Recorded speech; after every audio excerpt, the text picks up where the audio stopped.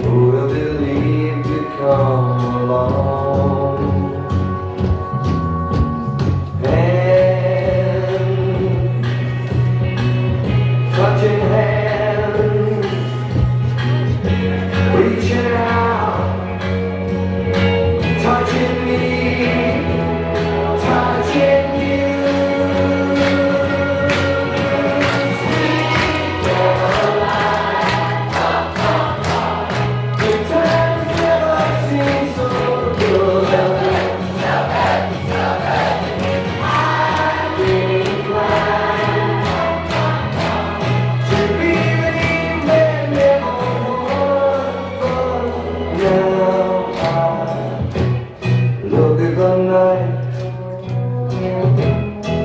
it don't seem so lonely, we fill it up with only two.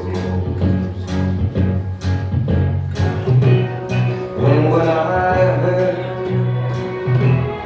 burden runs off my shoulders. How can I hurt when holding you? Warm, touching warm, reaching out, touching me, touching you.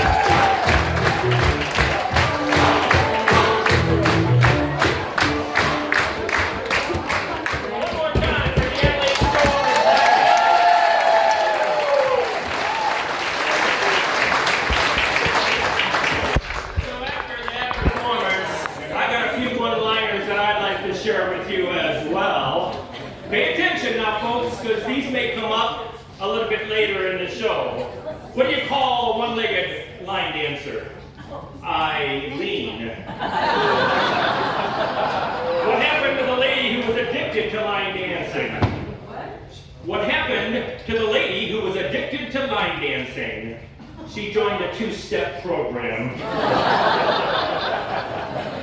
What do tired line dancers do? They line down. Yeah, walk, walk. Hey, where do line dancers go for breakfast? They go to the IHOP. So this one is bombed out every time I've told it, so don't let it bomb out, folks, okay? All right. What is the difference between a dentist and a line dance instructor? The dentist lets you sit down before he causes you pain. And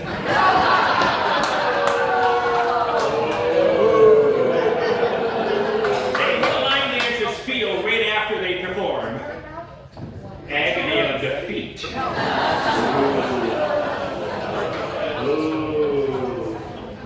So, our next act, still setting up here.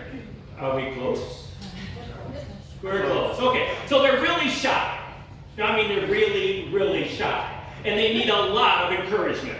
Probably from you folks, quite honestly. So, will you be the cheerleaders and help me bring these folks on stage?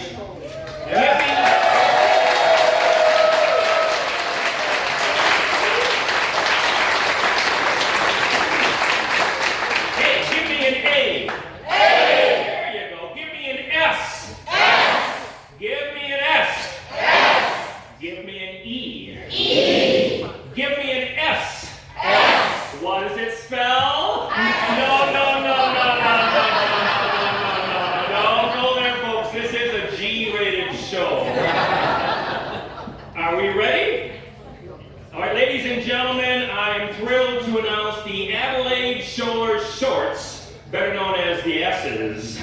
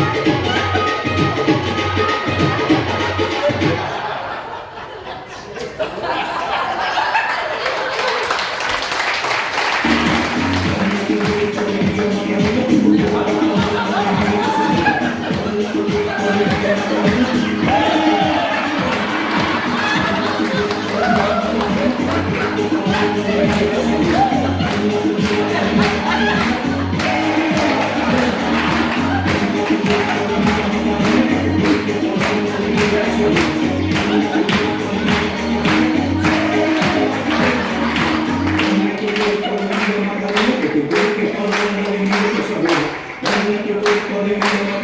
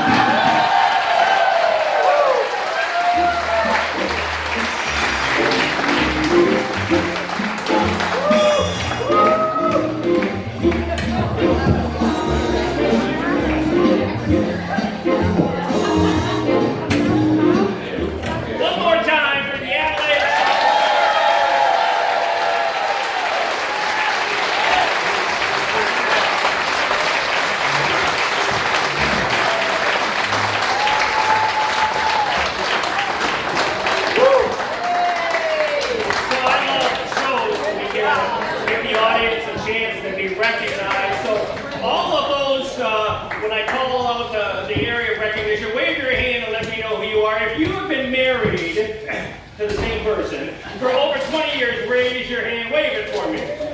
How about over 30 years? 2 hands. All right, put your hands down unless you've been over 40 years. Anybody here over 40 years? How about over 50 years? If you've been 50 years, keep your hands and wave it. Holy cow. Anybody in the audience 55 years? If you're 55, keep your hands and wave it. Holy smokes, look at that. Let's give a round of applause to those folks.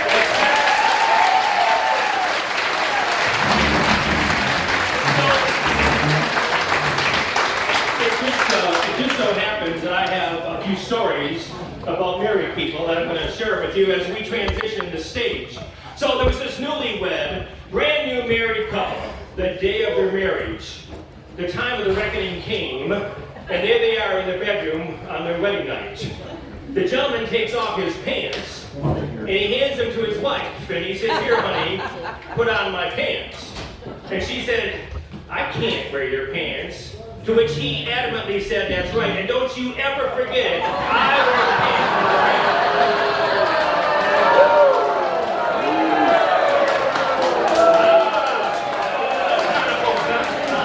Just wait for it, people, wait for it. So this lady, as her husband said that, she's thinking, you know what? It's the time of reckoning. So she takes off her panties, and she gives them to the husband. And she says to him, "Here, put on my panties." And he says, "Well, I can't get into them." And she says that if you don't change your attitude, you never will.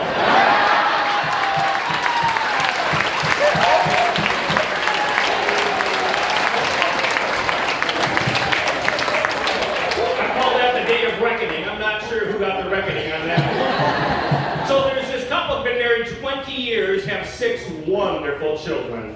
20 years, 6 wonderful children, and the husband is extremely proud of his wife and that wonderful family. So every place they go now, instead of introducing her by her name, he introduces her as the mother of our 6 children. There she is, the mother of my 6 children. Every single place, there she is, the mother of my 6 children. Well, after a while, that got pretty old. So she went up to him and she said, I don't like to be introduced like that. Really? Please don't. It irritates me. Don't do it anymore. Well, guess what? Being a man, guess what he did? He continued to say, there she is, the mother of my 6 children, right? So now all of a sudden they're at an office party for his work.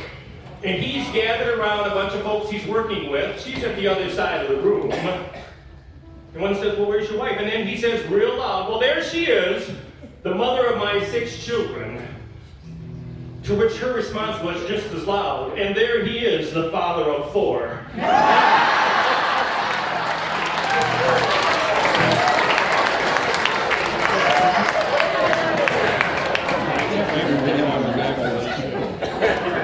So here's this married couple now, 30 years been married, and you know what, they're having a few problems. And so they decided to do, you know what everyone has told them, they're going to check out a marriage counselor. Right? Off to the marriage counselor they go together, they sit in the chairs opposite the counselor, and he says, what seems to be the problem? And immediately, the wife began with this long litany of concerns or complaints or issues, all of them going back to the beginning of their marriage. He doesn't pay attention to me. He's busy all of the time. I'm so lonely. I feel like he doesn't listen to me. He's always gone fishing. He never calls me. I feel so empty. He never hugs me. He's always watching TV. He's out with his friends. And finally, the counselor's had enough. He raises his hand, tells the lady, okay, I've got enough information. And he says to the lady, would you do me a favor?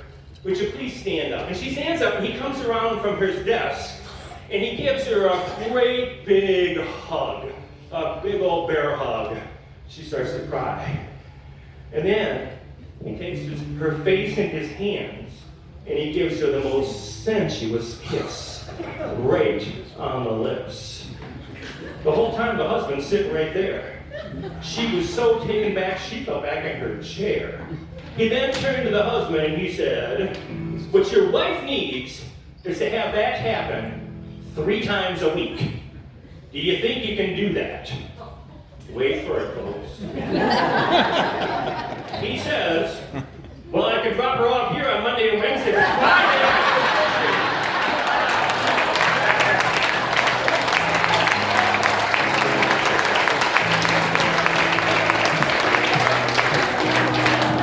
Fridays he goes fishing. Figure it out. Sorry about that, Roxy, but you get to call that, okay? Ladies and gentlemen, Roxy with the Moxie voice and her team.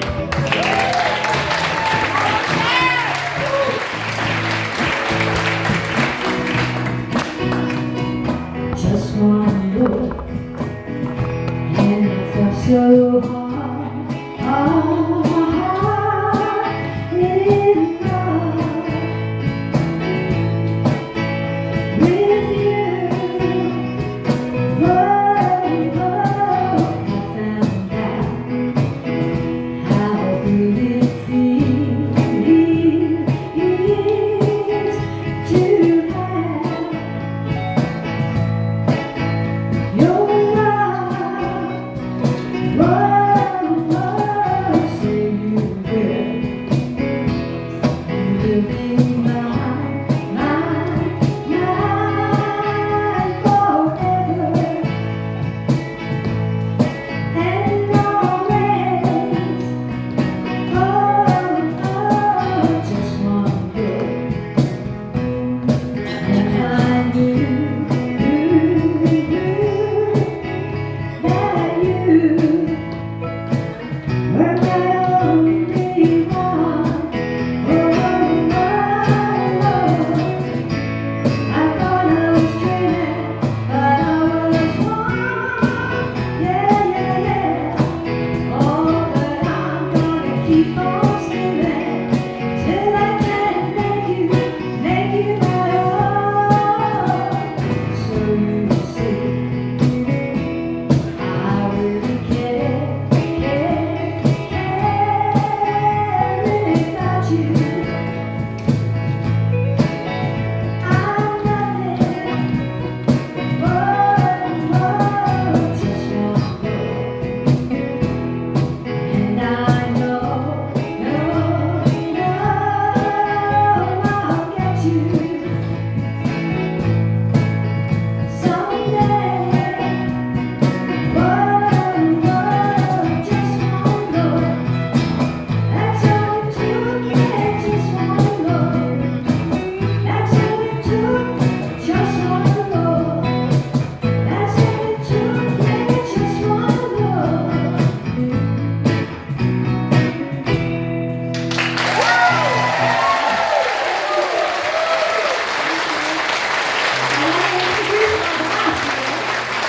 So you all know them. We got Doug on the guitar. Steve on percussion. And Roxy on rhythm. I couldn't hear it down. Now do one more and then I'll let somebody else come on. Okay.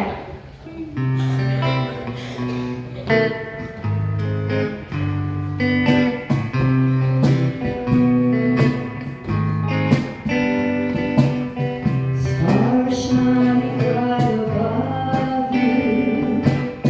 Night breezes seem to whisper, I love you. Birds singing in the sycamore tree. Dream a little dream of me. Say nighty night and kiss me. Just hold me tight and tell me you'll miss me. While I'm running blue as can be. Dream a little dream of me. Stars fading, but I never want it. Still craving your kiss. I'm longing to live till dawn, dear. Just say this. Sweet dreams to someday.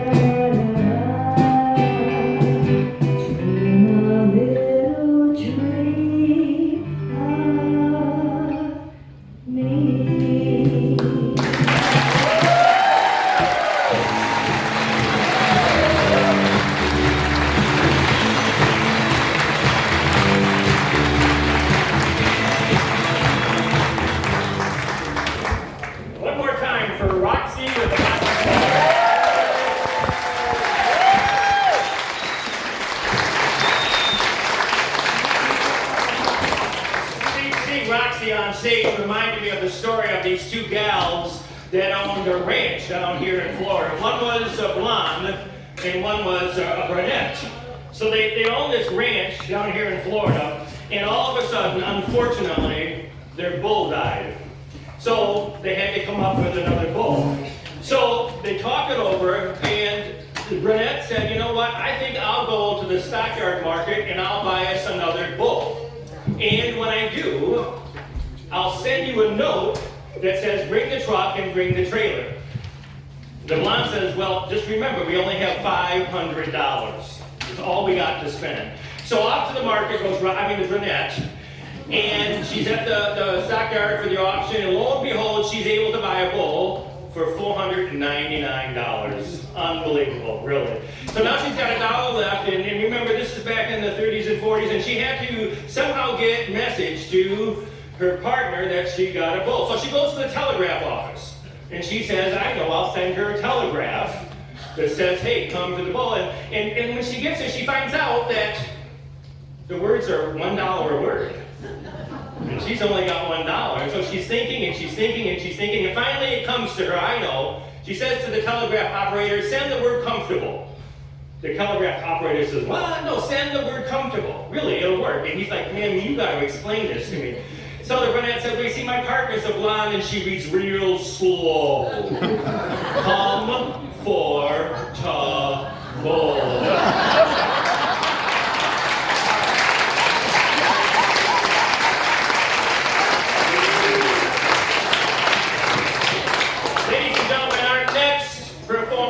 No introduction. You're going to recognize this one from the theme song.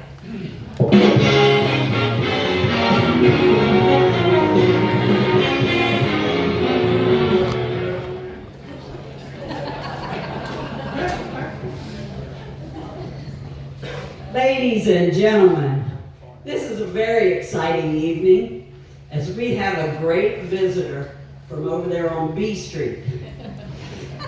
The famous seer, sage, all-knowing, all-seeing, and the former assistant manager of Burger Chef. Ladies and gentlemen, welcome Carnac the Magnificent.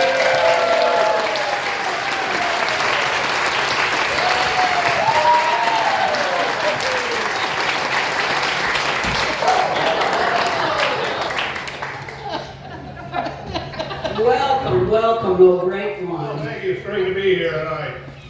We have an audience here this evening that is anxious to see and hear your great wisdom. I have the envelopes here, and a child of 4 can plainly see that they've been hermetically sealed and kept in a mayonnaise jar on the Adelaide Shores back porch since noon today. No one knows the contents of these envelopes besides you, oh great one. Isn't that right? Well, that's what they say. Okay, here is the first envelope. Carnac need complete silence.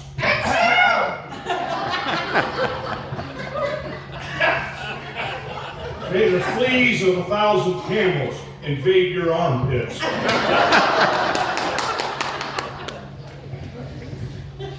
Safe sex.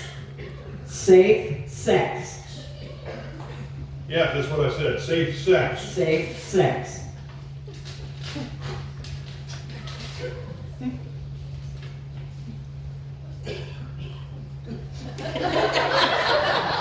What do you have if you make love in a bank vault?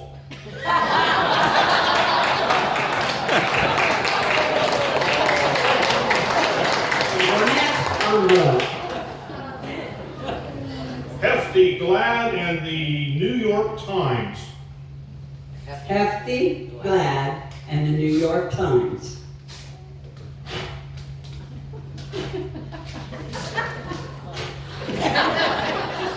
Yes, Hefty, Glad, and the New York Times.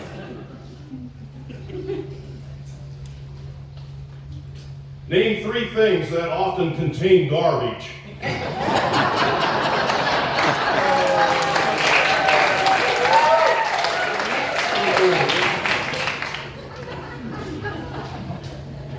The Straits of Gibraltar. The Straits of Gibraltar. The Straits of Gibraltar. Yes, that's what I said. What group is very tolerant of the gays of Gibraltar?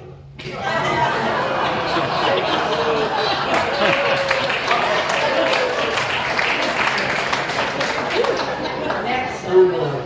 May a lizard unravel your underwear. Wine and the Ohio State Buckeyes.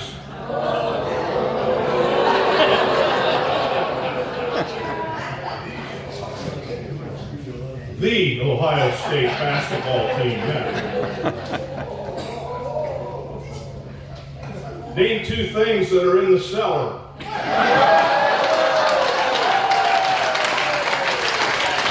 That one hurt, Carnac. That one hurt. Next envelope. Dead end. Dead end. Yes, dead end.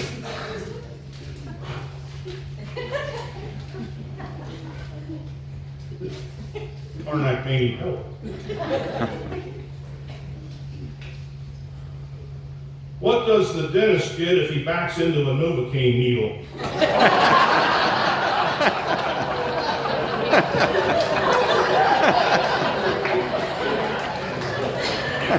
Next envelope. Peat moss. Peat moss. Peat moss. What grows on the north side of a guy named Pete?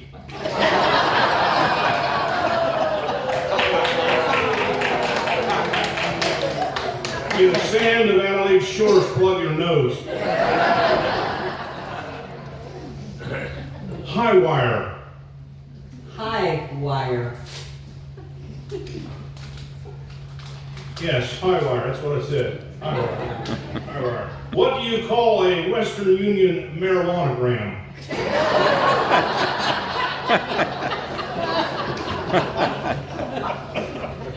Drawbridges. Drawbridges. Drawbridges. Drawbridges.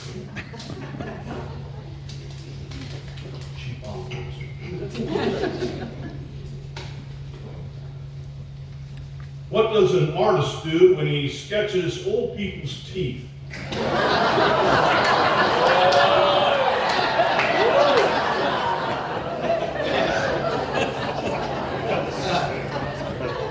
On top of Old Smoky. On top of Old Smoky. Silence.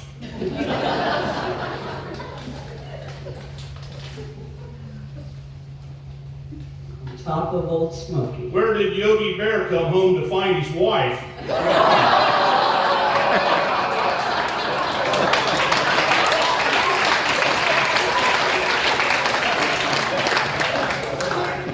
Ovaltine. Ovaltine. Ovaltine. Yes. Ovaltine. Describe Oprah Winfrey in high school.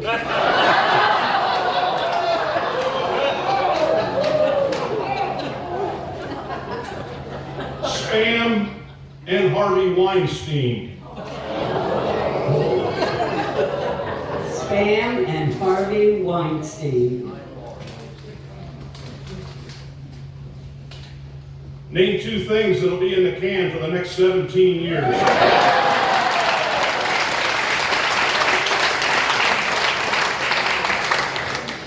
Kim Kardashian and a genetic scientist. Kim Kardashian and a genetic scientist. Who split a lot of jeans last year?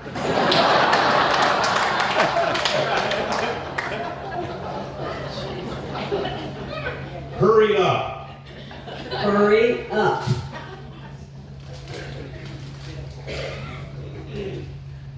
Name a drink that's made of prune juice and 7-Up.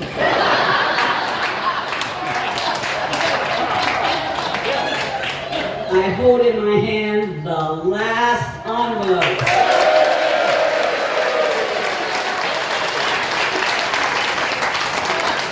May your proctologist must be a frustrated trombone player.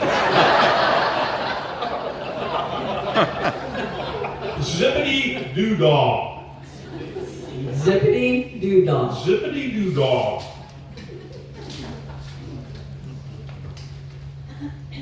How do you tell Dan Noble his fly is open at Monday morning coffee?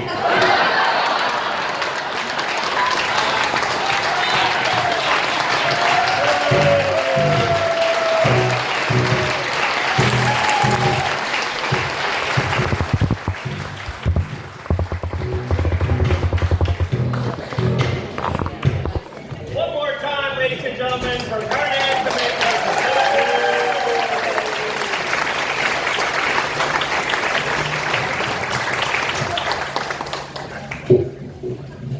So as we transition to our next act, let's go back to those one-liners that I shared with you. We're going to do them again, see if we remember, but more importantly, I want you to take them home and say them over and over again, especially to your friends who like line dancing, and even more to your friends who don't. Okay, here we go. What do you call a one-legged line dancer? Lean. There you go. You were listening. What do tired line dancers do? Lie down. All right. Where do line dancers go for breakfast? All right, all right. What happened to the lady who was addicted to line dancing? She joined a two-step program. There you go.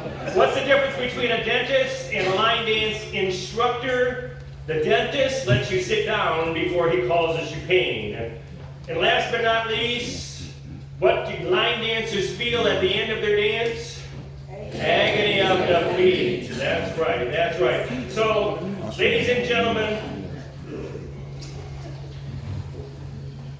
I'd like to present to you the beginning line dancers from Adelaide Shores. The Adelaide Shores beginning line dancers.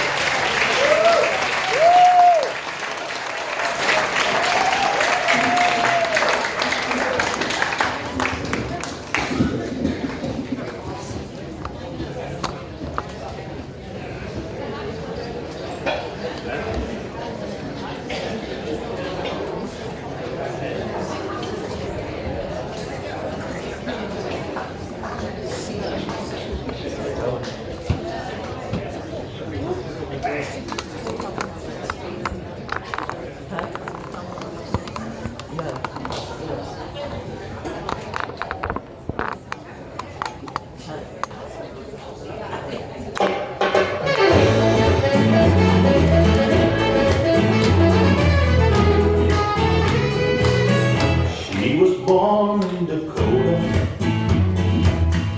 where she froze to death each winter. But she dreamed about the island by the fire burning splinters. It was almost Jamaica, almost paradise. It was almost Jamaica. It was almost real nice. So she moved out on the board with the sunshine but no sea. Though she could not drink the water, some of the streets were lined with palm trees. It was almost Jamaica, almost paradise. It was almost Jamaica. It was almost real nice.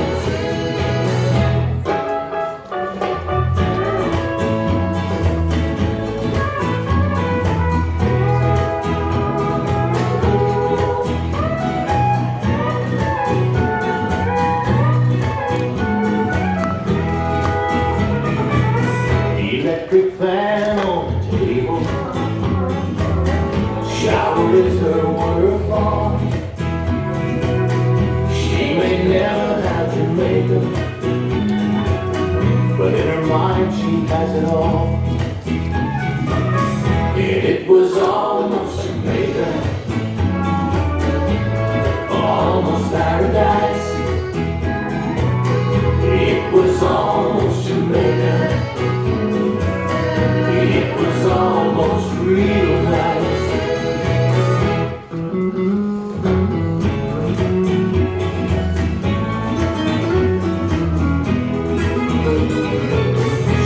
of the hurricane warning and the tropical breeze. She loves coconuts and love songs with a little reggae glee. It was almost Jamaica, almost paradise. It was almost Jamaica.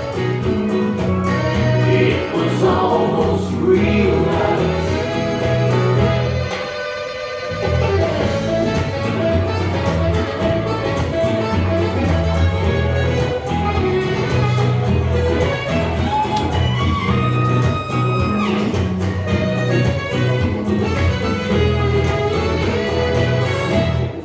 Almost Jamaica,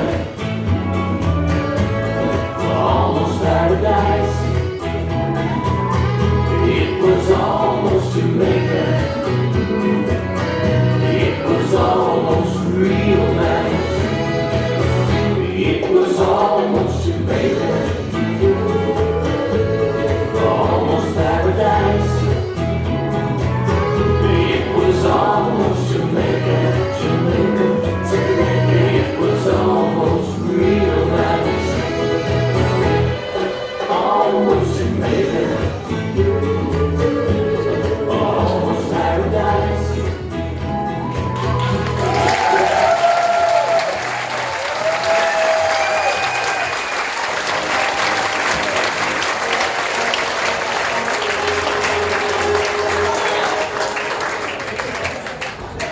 One more time from the Adelaide shores, Redhead.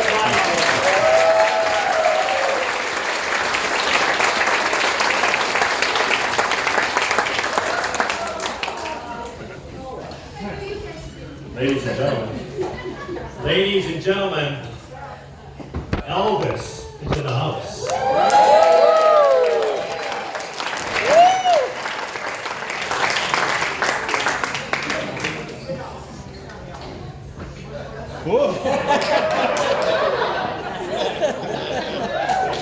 Evening, ladies and gentlemen. I got a couple songs. Hope you'll go like this. Like this.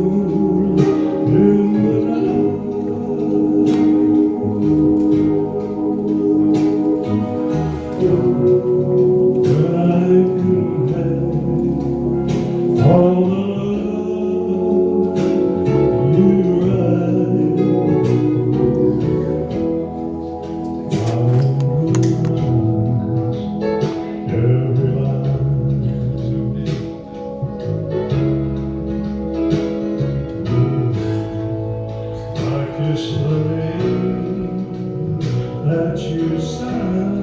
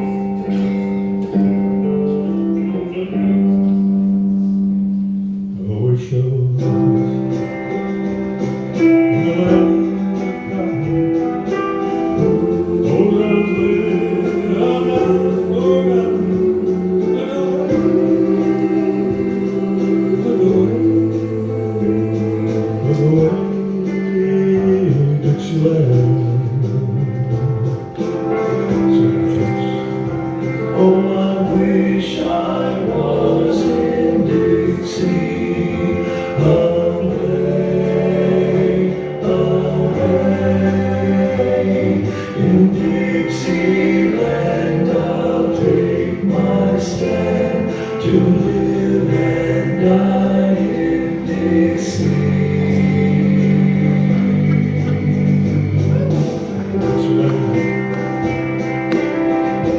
I was born early on one frosty morn. Look away, look away, look away, Dixieland.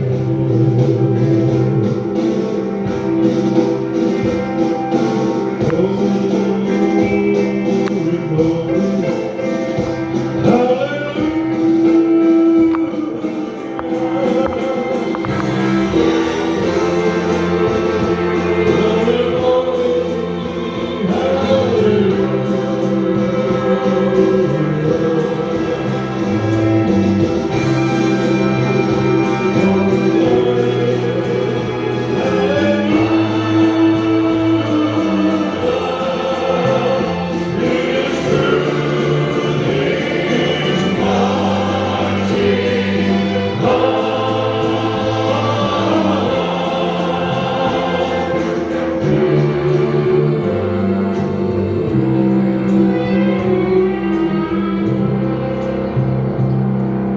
hush, little baby, don't you cry.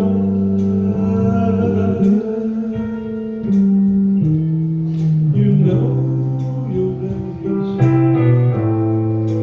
bound to die. All my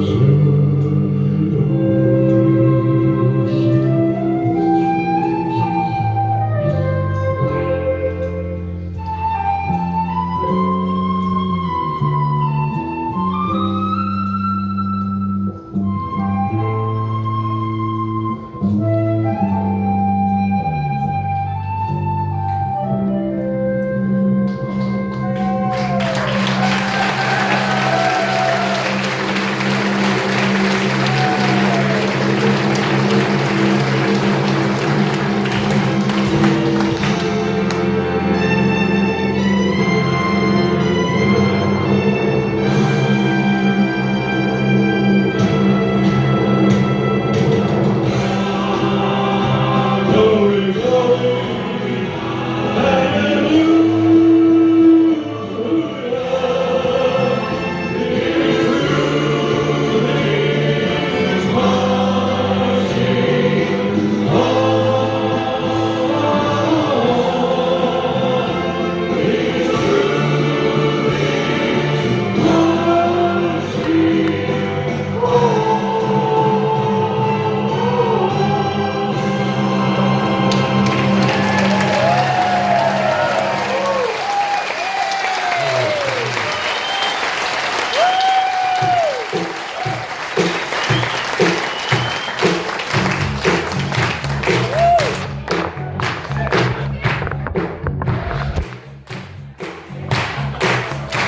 One more time, you should mark Roxanne and Elvis.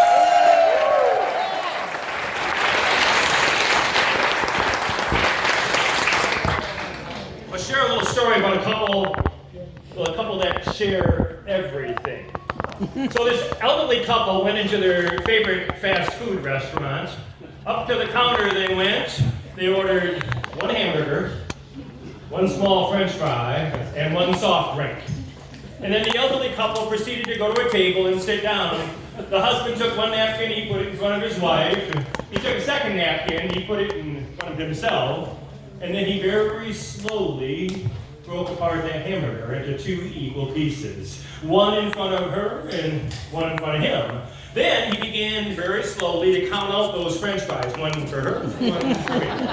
One for her, one for me. And when he was done, he took a sip of the soda, the soft drink, put it between the two of them. And over to the side was a young man. And he was watching this. And he felt really sad for them. And so he got up and he went over there and he said, I see you only bought one meal. I'd be glad to buy a second meal for you. The old man responded, well, thank you very much, but we share everything. So the young man said, okay, went back to the seat. So then the elderly gentleman proceeded to eat the hamburger very slowly, methodically, got through that hamburger. Now he's eating one french fry and another, and his wife is just sitting there watching. That young man just couldn't stand it. He got up a second time and he went over there and he says, man, I really would like to be able to buy you a second meal. And the old man said, no, thank you so much for offering, but you see, my wife and I, we share everything. So he finished the french fries, took a long sip of the soda, put it down right there next to his wife, and waited. And she sat there. And she sat there. And she sat there. Well, now this young man, he's young, impetuous, he just couldn't stand it any longer. He got up out of his chair. He went over to the elderly woman and said, my goodness, what are you waiting for? He's all done eating. Tell me, what are you waiting for? She leaned closer to him and whispered real loud, the teeth.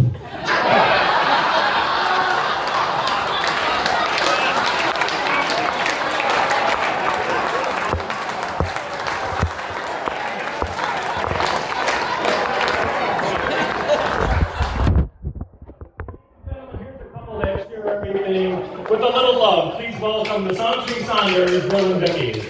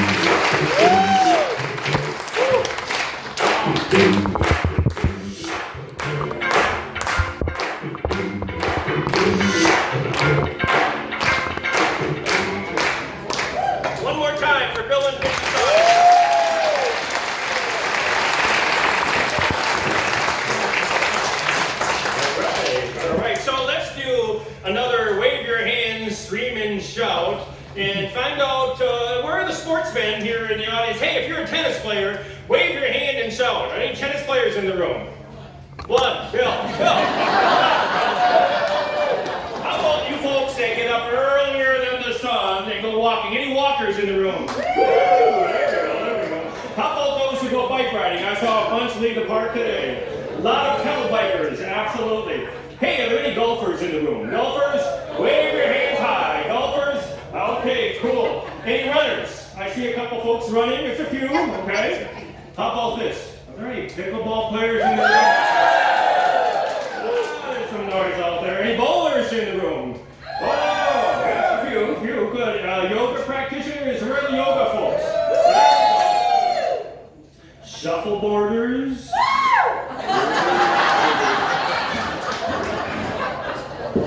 So, one shuffleboarder, no, that's not good. So you guys, we have a shuffleboard team here, and they're doing very, very well. And Florida is the place where shuffleboard on land began. That's a great story, but you folks can read about that. I gotta tell you, I see a good friend of mine out in the audience. Don Morrison's here, and Don and I, we got to know each other last year real well. My first year at the park, and he befriended me, really a great guy. And we got to talking. Well, he told me a story about himself that I don't think a lot of people know, so I'm gonna share it with you, okay? So, you know, when Don was just 19 years old, he was stranded on a deserted island. It's true, it's really true. You see, it's the same old story. He was out fishing, storm came up, the boat got broke up, and he ended up on this deserted island. You know, and he was on the island, didn't know what to do. Every day he thought, you know what, I'm gonna sit here in the sand, watch the water, and see if boats go by. Day after day after day, Don was sitting there, watching, seeing if anything happened, right? Days and days, weeks and weeks. Well, one day he's sitting on the sand, and out of the water comes this beautiful mermaid. Well, he's like, whoa. And then she's walking toward the water, her fin turned to feet, and she walked right up to him. Well, Don was like shocked. He's like, who are you? Well, she says, my name is Sushiana. I'm the princess of the seas. Wow. She said, well, what are you doing here? He said, well, unbelievably, I've been shipwrecked, and I've been on this island for days and days, weeks and weeks.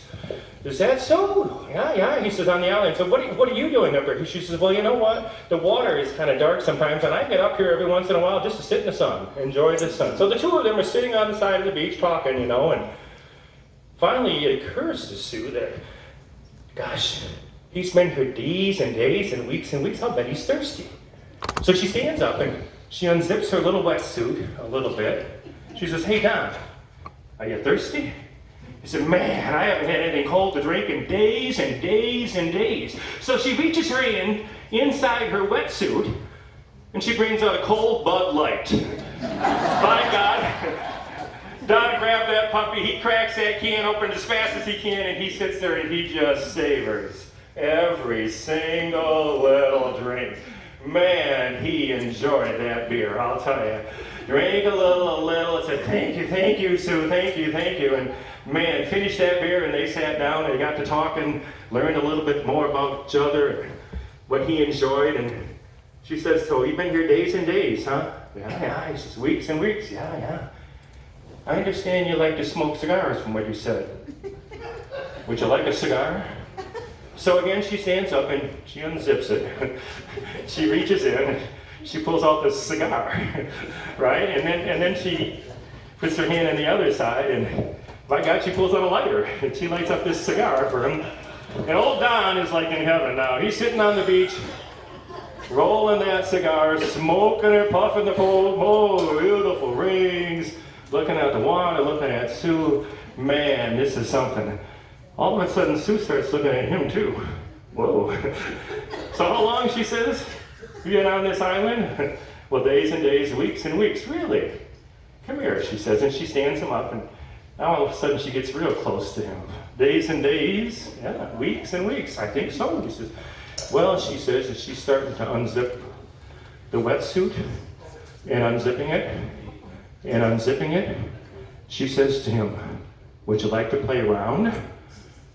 Oh my God, Don steps back. He can't hardly believe it. He says, don't tell me you got a set of golf clubs in there.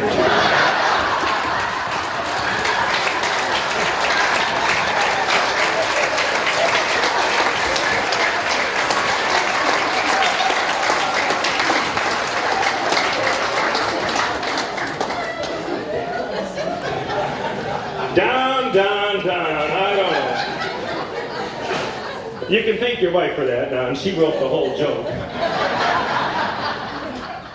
Our next performers are really, really fun. They actually enjoy themselves on the dance floor, really fun to watch as well. Please welcome the Adelaide Shores Couples Dance Troupe.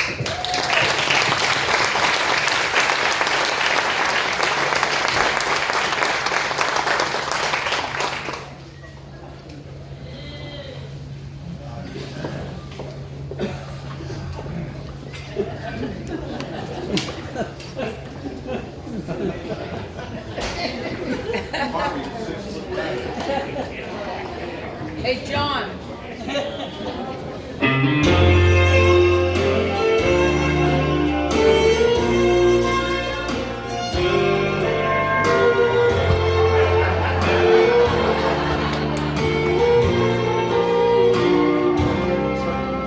It's good to see your face again. It's been a while. How am I doing? Well, I get by somehow. You sure look good since you're in love and you're alive. Though I didn't see that fire in you, he's found. Oh, but I can see it now.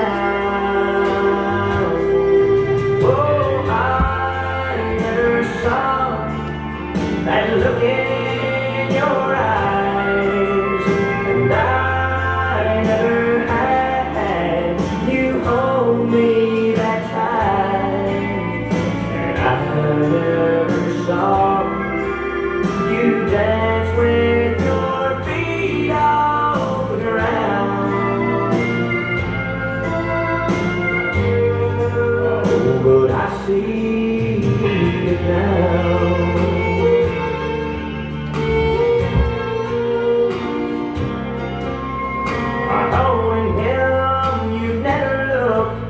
More beautiful. Letting go has been so hard on me. And sitting here, it's clear to see what he means to you.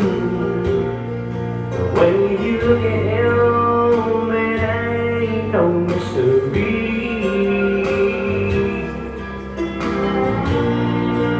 Things all I couldn't be.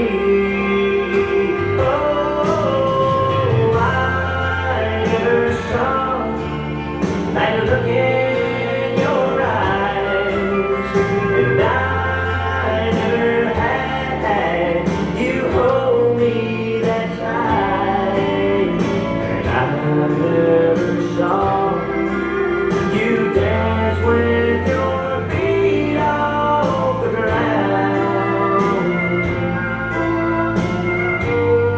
Oh, but I see it now.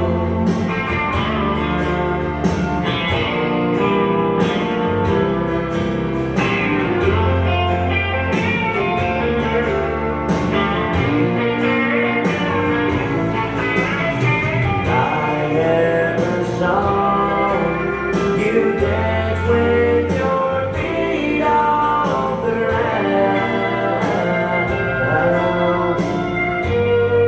Oh, but I see it now.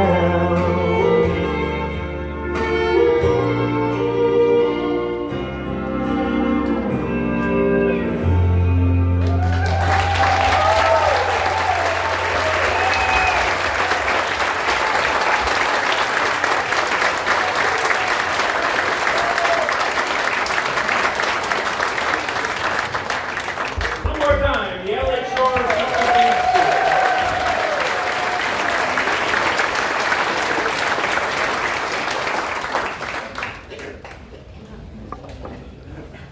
I don't see him, but I think he's here somewhere. Okay, good. And now, ladies and gentlemen, I want to transform you all to the beautiful country of Ireland. May the Irish hills caress you. May the lakes and rivers bless you. May the luck of the Irish enfold each and every one of you. And may the blessings of St. Patrick's Day be upon you. And now, our own Irish humorist. Please welcome to the stage Mr. John McDonough.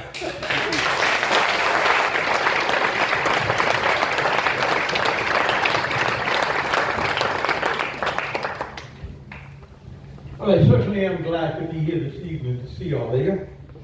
And I'll tell you just a little bit about my heritage. I grew up in an Irish Catholic family. Both my sets of grandparents came over from the side. I grew up in Boston, Massachusetts. My mother was a Callahan and an O'Keefe, and my father, of course, was a McDonough. Callahans and the O'Keefes were very hard-working people, farmers, and they spent a beautiful life farming. My father's side, however, most of them were criminals.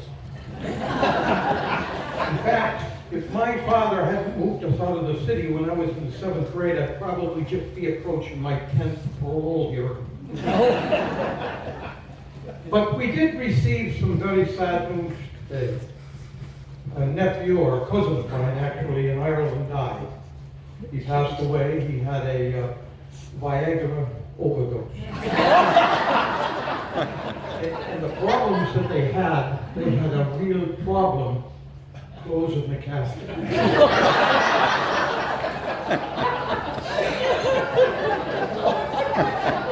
They finally got it done though. And the shirt, it'll come to you.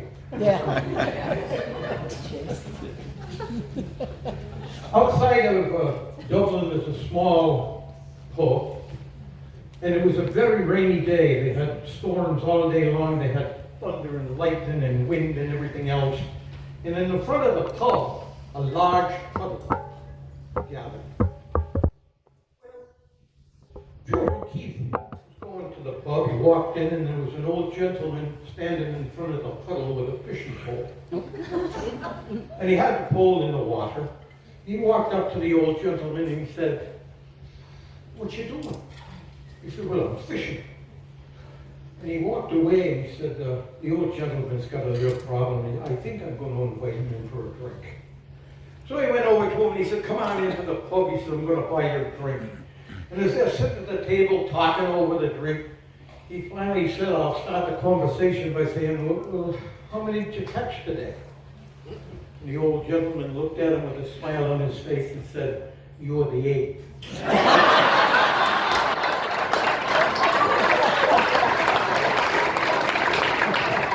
I have some relatives named O'Keefe, and they live on Lake Lee. You've all probably heard of the River Lee in Ireland, just outside of Dublin. That's a beautiful lake, and they have a small cottage on the edge of the lake, and on the other side of the lake is a beautiful pub. Well, the O'Keefe family were legend. Peter O'Keefe, his father, his grandfather, and his great-grandfather before him, when he reached the legal age to drink, they were able to walk across the water. And so Peter couldn't wait until his day came when he was there. So, boy, he was really great. And he got into his boat and he rowed out halfway across the lake, stepped out of the boat and went straight to the bottom. He struggled back into the boat and rowed back to shore, went into the cottage, and his great-grandmother was still alive at the time. And he said, "Great-grandmother," he said, "I don't understand it. My father, my grandfather, my great-grandfather, before we were able to walk across the water, I almost drowned." She said, "You damn fool. Your father, your grandfather, and your great-grandfather, before you were born in December, you were born in July."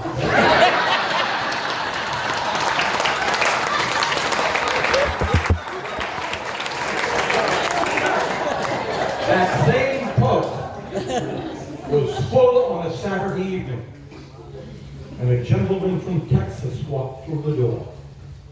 And he had the 10-gallon hat on, and he had the boots on, and he was truly a big human being. And he yelled out in the pub, "All you Irish think you can drink? I'm going to show you what drinking is." And he set up 10 shots of Jameson on the bar. And these 10 shots of Jameson were sitting there. He said, "Any of you that can come up and take these down one at a time and put them all down, I'll give you $5,000 right now. Well, the place was quiet. Nobody said a word. In fact, one fellow up back walked out. And about 15 to 20 minutes, and there was silence. Finally, the fellow that walked out came back into the pub, and he said to him, "Texan, that bet still stand?" Texan said, "Sure does.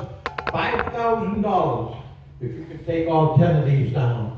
Well, he walked up to the bar and he took one right after another right down. No problem whatsoever. Texan said, "I take my hat off to you. Here's a check for $5,000. But answer me one question. Where did you go when you left?" He said, "Well," he said, "I had to go down to the street to another pub to see if I could do it."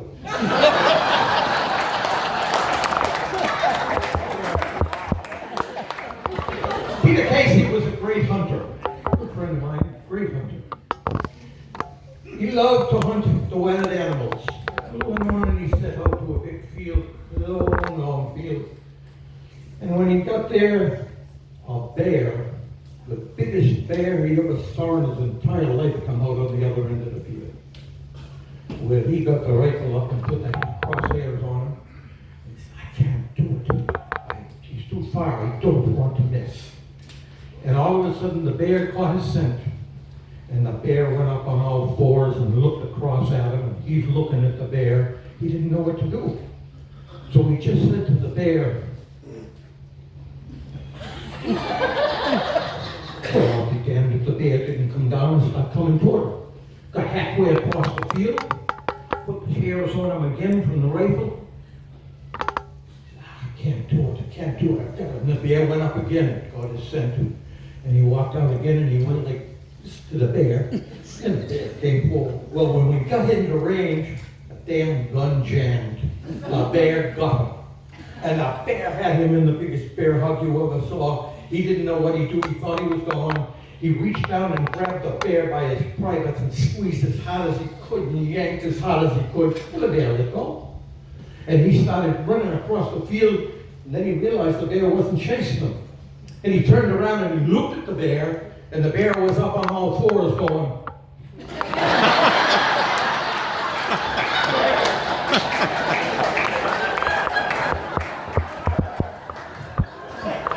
Charlie O'Toole was from a famous family in Ireland, and Charlie had two brothers, and these three brothers were more than brothers, they were best friends. They grew up together, they had a wonderful time together. Well, Charlie got a job in New York, and so he came, and he was in New York about a week, and he went to a bar in New York. And he said to the bartender, "Set up 3 shots of Jameson in the bar." And the bartender said, "Well, I can put them in one glass, and, be the same thing." No, you don't understand. I had my 2 brothers in Ireland, I want 3 shots. And so he took 1 for each of the brothers and 1 for himself. And that went on for probably 3 or 4 months, and one day Charlie walked in and he said, "Just put 2 shots on the bar, please." The bartender said, "Charlie, what happened? My God, I hope your brother, anything happened to your brother?" He says, "No, my brothers are fine, everything's fine." He says, "Just put 2. He says, 1 for one, 1 for the other, and I've given up drinking."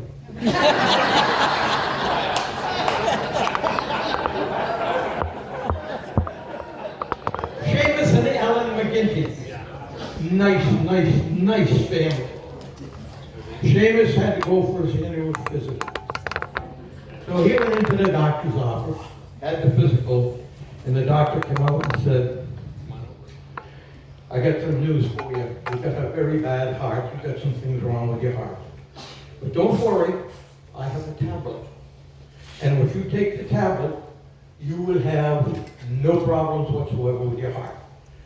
He said, "Well, how do I take the tablet?" He said, "Well, you take one day, and then you skip the next, and then you take one the next day after that, and then you skip the next, and then you take one, and so forth." He said, "Do you understand?" He said, "Yes." Well, about a month and a half later, Ellen's walking down the road by herself. The doctor came up and he said, "Where's Johnny?" "Oh, he died." "He died? He died of what?" "Well, he died of a heart attack." He said, "Well, I gave him the tablet. Was there something wrong?"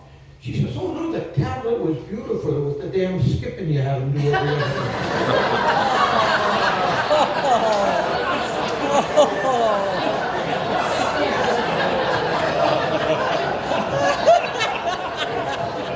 And then it was Mary and Donald. Mary and Donald. Mary and Donald. Mary was walking down the street one day, and a friend came up and said, Mary, I haven't seen you in a long time. How's Donald? Well, Donald died. He died very suddenly. She said, oh, I'm sorry. That's awful. I hope that he had some nice parting words. Did you have good parting words? And she says, oh, yes. Yes. His parting words were, please, Mary, don't pull the trigger.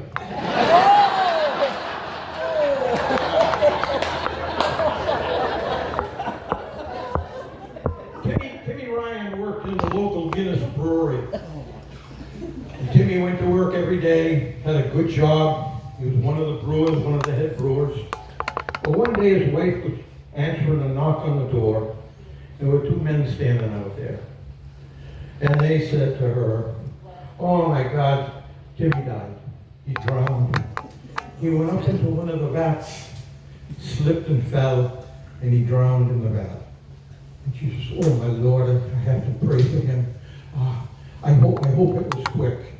And they said, well, it wasn't too quick. He got out twice to pee before he died.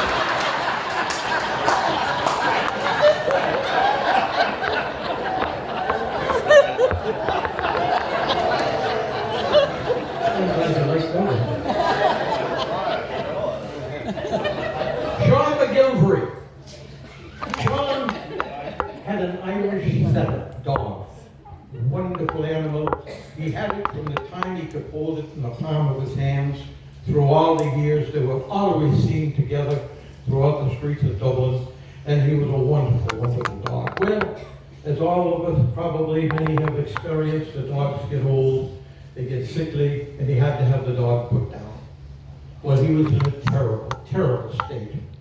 So we went to the local priest. He said, Father, my dog finally had to be put down. I feel so bad. I'd like to have a service for him. And the priest said, well, we can't have a service for a dog. But I'll tell you what, Charlie, there's a new denomination starting down the road. If you go down there and you ask them to have a service for that wonderful animal, I'm sure they'll do it for you.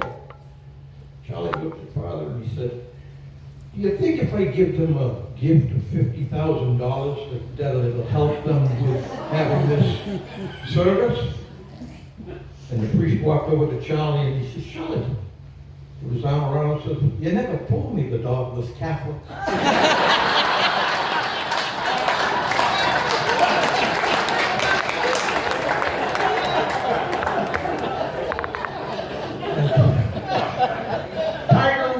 Everybody knows Tiger Woods, a wonderful golfer. But Tiger was on a tour of Ireland. Oh, he had a wonderful time over there. He did all of the golf courses. He designed a couple of them.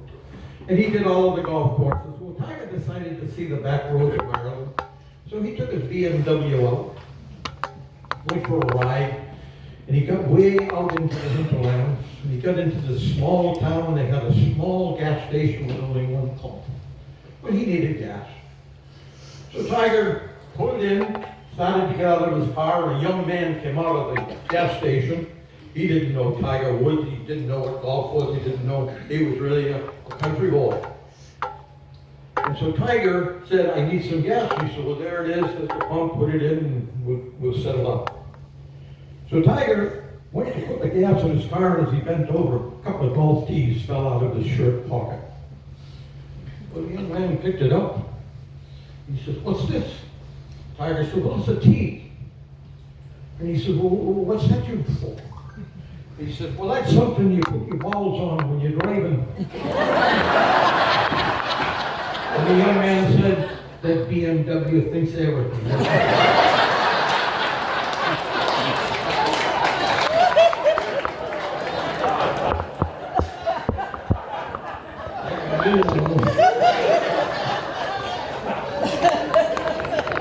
Father O'Leary was driving home after a day visiting friends. And he had a bottle in the front seat of the car. Well, he got pulled over for speed. And the officer walked up and he says, Father, he says, you're going a little fast. And then he said, do I smell, what have you been drinking? Father said, well, I've only been drinking water out of the bottle here. That's all I've been drinking is water. He said, but Father, he said, it smells so much like wine. And Father picked up the bottle and he looked at it and he says, oh, Jesus, he's done it again.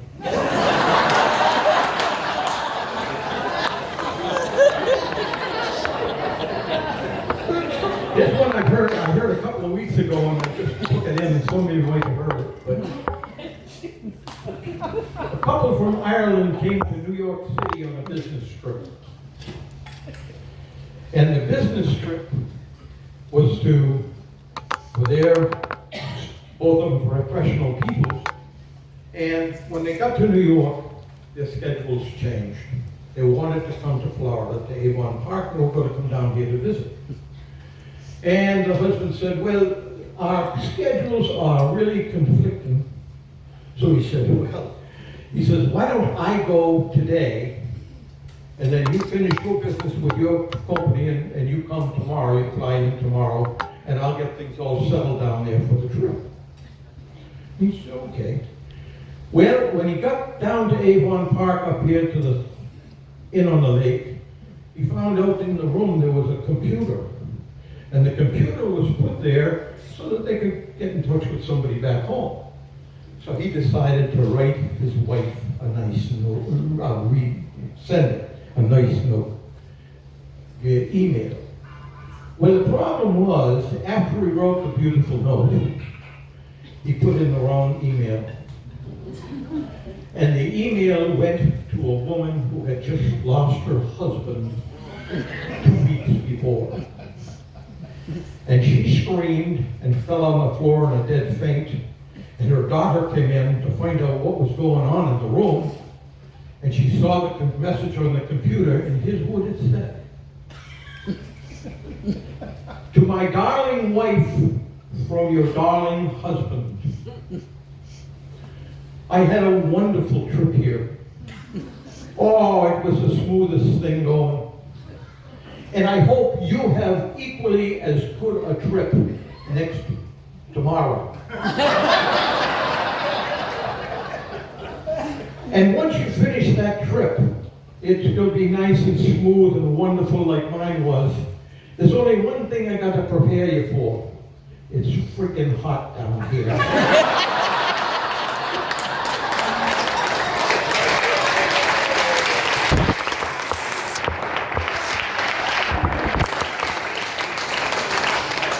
I have a couple of nasty ones, but my wife's in the room. Go ahead. Yeah. I'm going to catch it. I can tell you one. No, I better not.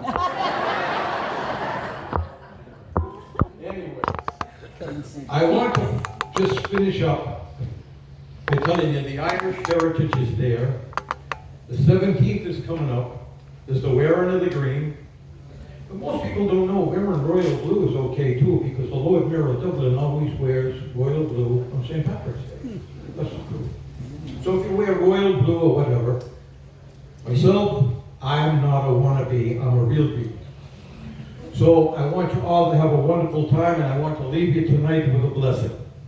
And this is a true blessing that my grandfather Callahan always used to say at family gatherings. Once all the arguing and the swearing and everything. May there always be work for your hands to do.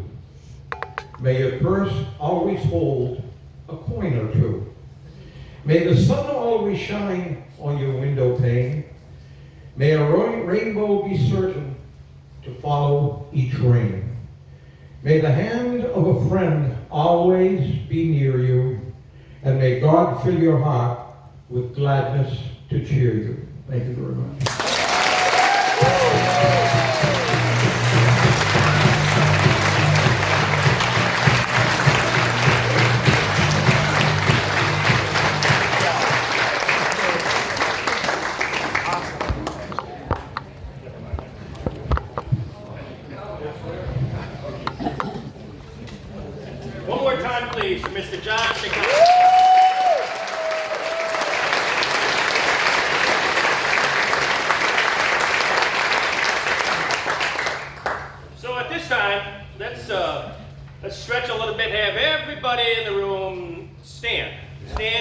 fast as you would. Right, there you go. There you go. Oh man, oh, did he really make us do that?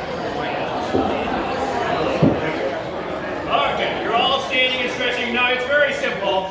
You get to sit down if this is your first year at Adelaide Shores. If it's your first year, have a seat. If you've been here 3 years or less, have a seat. If you've been visiting Adelaide Shores for 5 years or less, have a seat, folks. How about this? Anybody 10 years or less, have a seat. If you've been coming here for 15 years or less, have a seat. Got a few hanging on here. So we're just going to do this. How many years? 16. 16 in the back. 17 over here. 21, 23. Way in the back, Debbie's going forever. Have a seat, everyone. Congratulations, 20+ years.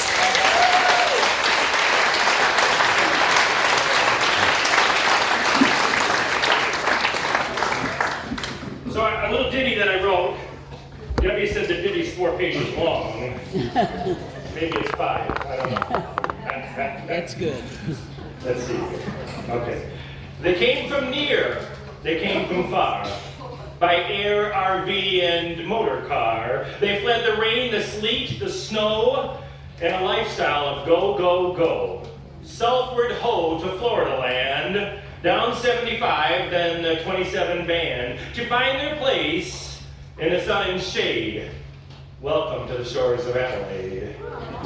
When they arrived, the check they scribed, onward to their site prescribed. Then came the welcome to the special park, seen every day, from morning till dark.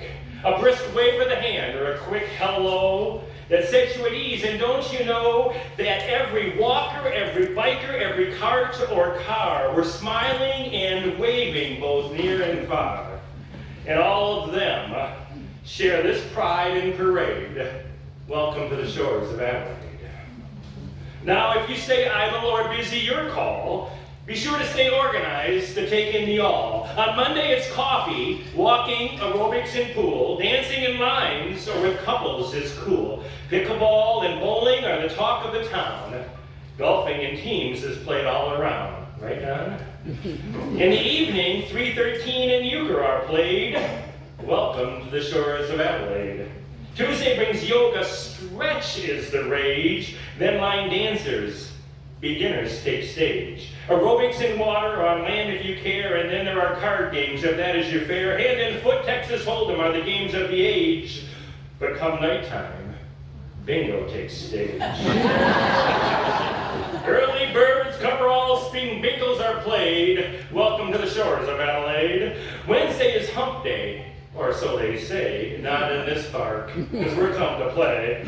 The day starts with wood carvers, quilting and such, more aerobics, more pool walking, and much, much more activities for you to enjoy. Shuffleboard, tennis, pickleball, oh boy. Card bingo is played as the evening brings shade. Welcome to the shores of Adelaide. Thursday is enjoyed by those crafters so crafty. There's ornaments and bracelets and projects aplenty. The painters stroke brushes with fine colors, red hues, while yoga, aerobics, and golfers reuse their talents on the courses this day. And too with pickleball, there's tournaments today. They crush their opponents and share accolades. Welcome to the shores of Adelaide. On Friday, there's knitting, crocheting, the carvers and more, aerobic, shuffleboard, and pool time galore. But when the afternoon comes, now stand in line, it's beanbag baseball and food trucks to dine. At night it's pepper, teams of 6 or of 8. A double pepper is rare, but oh, so great. All games are for fun while friendships are made. Welcome to the shores of Adelaide. Saturday we dance, play cards, and just chill. Sunday brings prayer, maybe games on the hill. The specials are special. For those who partake, there's pool parties, live music, and birthday cake, potlucks, bake sales, car shows, and the lure of live dancing at Christmas, New Year's, and more. There's a rummage sale and craft shows of items homemade. Welcome to the shores of Adelaide. The group activities are great, so fun and so cool, but if it's solitude you want, go sit by the pool. Read a great book. The library is open. or sit in the sun and hoping that your tan lines deepen and the sun energizes, getting you ready for those great surprises you feel when you're walking or biking or yoga. Thank you, Sandy, for that wonderful slogan. She says, move a bit every day, each day a bit longer, and steady by steady you'll get a bit stronger. Bring family or friends to join the promenade, because everyone's welcome to the shores of Adelaide. Service abounds with volunteers everywhere. Lead activities, take charge, and get ready to share blood drives, food drives, gifts for the young, give back, pay it forward. Those are the themes that are sung from those of us blessed with generosities conveyed. Welcome to the shores of Adelaide. Now let me leave you, each with this thought. Our times here are busy, and at times filled with thought. But look more deeply, each and every one here, and ponder this thought, hold it so dear, while playing and laughing and dancing and more, you've met some new friends who strengthen your core. That life's meeting stands relationships strong. In tight groups, strong teams, and great friends, you all belong. And just think where this revelation was made, right here on the shores of Adelaide.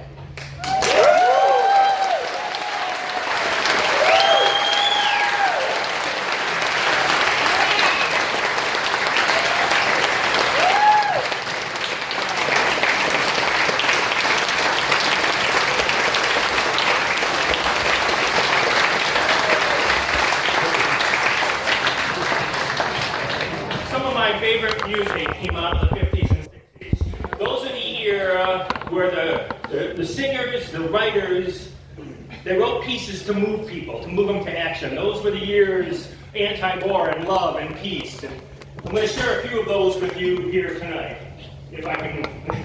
Okay. Let's try it.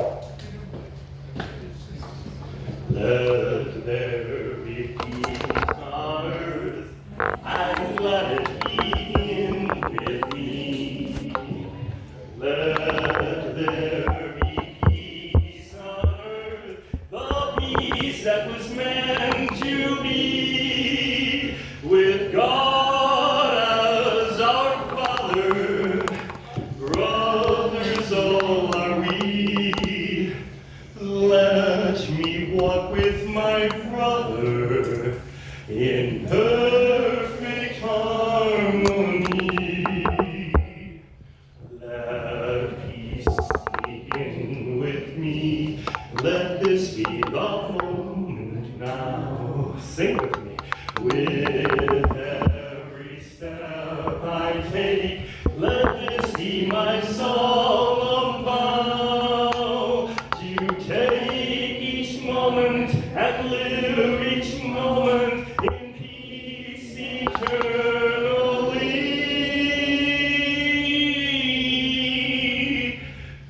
Let there be peace on earth, and let it begin with me.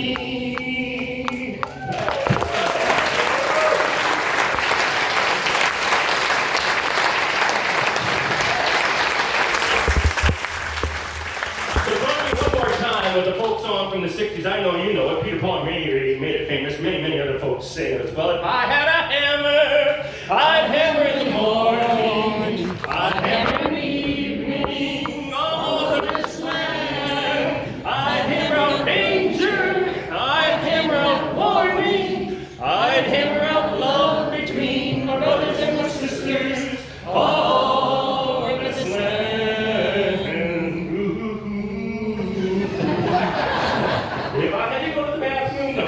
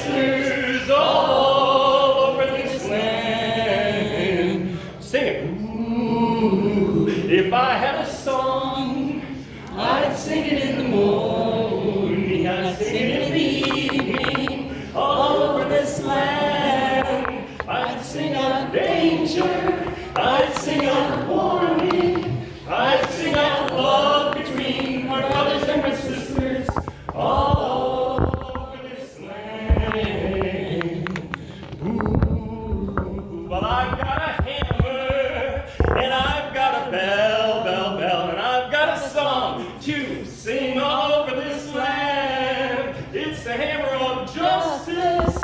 It's the bell of freedom. It's the song of love I sing up to my brothers and my sisters all over this land.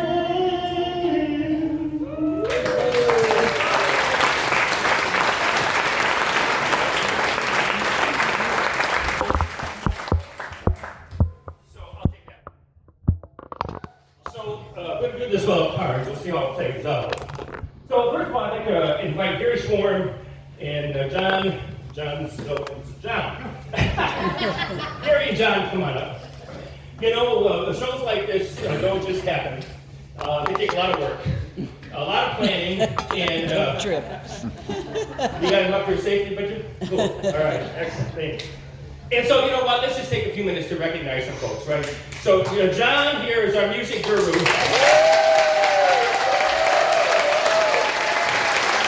Yeah, so, you know, every single number tonight required music in coordination with John. He does a great job for us here at Adelaide Shores with all the microphones all the time. Our executive producer, our director, our organizer, our chairman of the board, Mr. Gary Schwarm.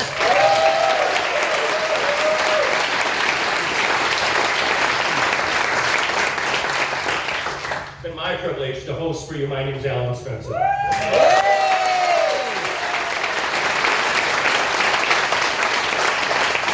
Folks, the real stars are the performers, right? And in the beginning I told you this is a talent show, or is it a variety show? What I want to share with you is next year, each and every one of those groups that I mentioned in the ditty, you could participate. I mean, I wonder, where are the woodcarvers? Are the yoga folks going to do something next year? Maybe not just these four dancers, somebody else has got a great dance number, or a song, or a skit.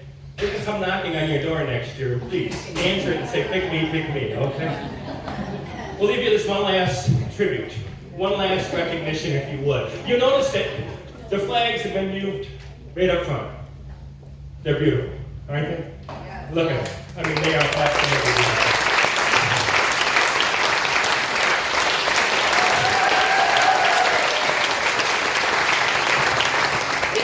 You know, we're standing here partly because those folks who in the past have defended our countries have defended that flag, right? So what I'd like to do is to recognize our veterans. For all of those who are veterans for the great country of Canada, please stand. If you served in the military in Canada, please stand. If you served in the military in the United States of America, please stand. Every one of you folks who served in America. If you serve, please stand. Let's take them. Everyone. Now, ladies and gentlemen, I'd like every one of you to stand now and to join in me with a tribute to them. Please, please, join with me. Sing loudly. God bless America's land that I love. Stand beside her and guide her through the night with light from above. From the mountains to the prairies to the oceans, white before